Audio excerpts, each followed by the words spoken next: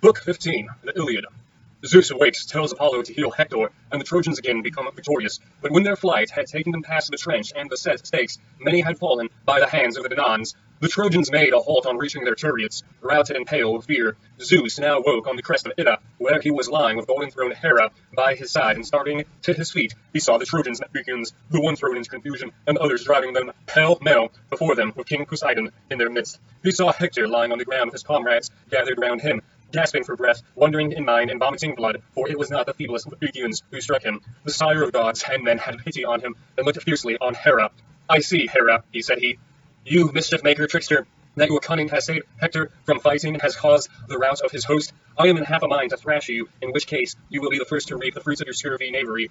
Do you not remember how once upon a time I had you hanged? I fastened 2 anvils to your feet, and bound your hands in a chain of gold, which none might break, and you hung in mid-air among the clouds. All the gods in Olympus were in a fury, but they could not reach you to set you free. When I caught any one of them, I gripped him and hurled him from the heavenly threshold, till he came fainting down to earth. Yet even this did not relieve my mind from the incessant anxiety which I felt about noble Hercules, whom you and Boreas had spitefully conveyed beyond the seas to cause. After suborning the tempest, but I rescued him, and, notwithstanding all his mighty labors, I brought him back again to Argos.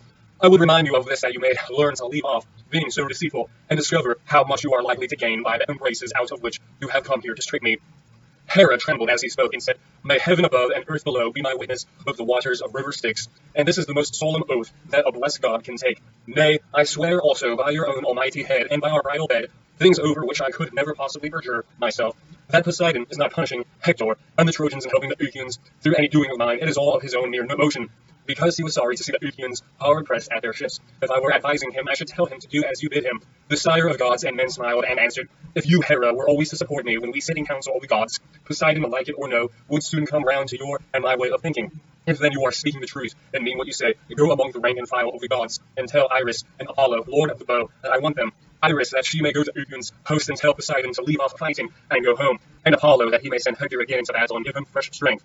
He will thus forget his present sufferings, and drive the Achaeans back in confusion, till they fall among the ships of Achilles, son of Peleus. Achilles will then send his comrade Patroclus into battle, and Hector will kill him in front of Ilium, after he has slain many warriors, and among them my own noble son Sarpedon. Achilles will kill Hector to avenge Patroclus, and from the time I will bring it about that the Achaeans shall personally drive the Trojans back till they fulfill the counsels of Athena, and take Ilium. But I will not stay my anger, nor permit any god to help the Danaans, till I have accomplished the desire of the son of Peleus, according to a promise I made by bowing my head on the day when Thetis touched my knees and besought me to give him honor."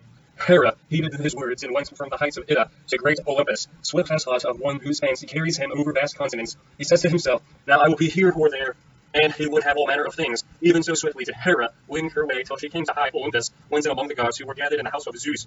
When they saw her, they all came up to her and held out their cups by way of greeting. She let the others be, but took the cup offered her by lovely Themis, who was first to come running to her. "Hera," said she, "why are you here? And you seem troubled. Has your husband, the son of Cronus, been frightening you?" And Hera answered, "Themis, do not ask me about it. You know what a proud and cruel disposition my husband has. The gods to table, where you and all immortals can hear the wicked designs which he has avowed. Many a one, mortal and immortal, will be angered by them, however peaceably he may be feasting now."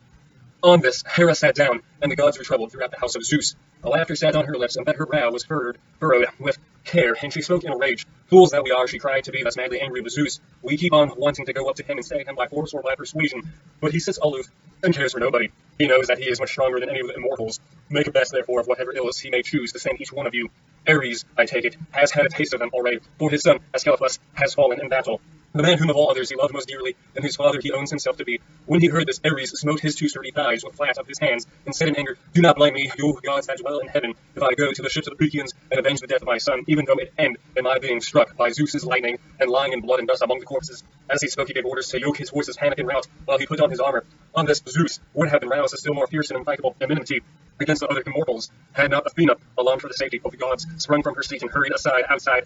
She tore the helmet from his head and the shield from his shoulders, and she took the bronze spear from his strong hand and set it on one side. Then she said to Ares, "Madman, you are undone. You have ears that hear not, or you have lost all judgment and understanding. Have you not heard that Hera has said on coming straight from the presence of Olympian Zeus? Do you wish to go through all kinds of suffering before you are brought back sick and sorry to Olympus, after having caused infinite mischief to all us others? Zeus would instantly leave the Trojans and Achaeans to themselves. He would come to Olympus to punish us, and would grip us up one after another. Guilty or not guilty, therefore lay aside your anger for the death of your son. Better man than he hath either been killed already or will fall hereafter."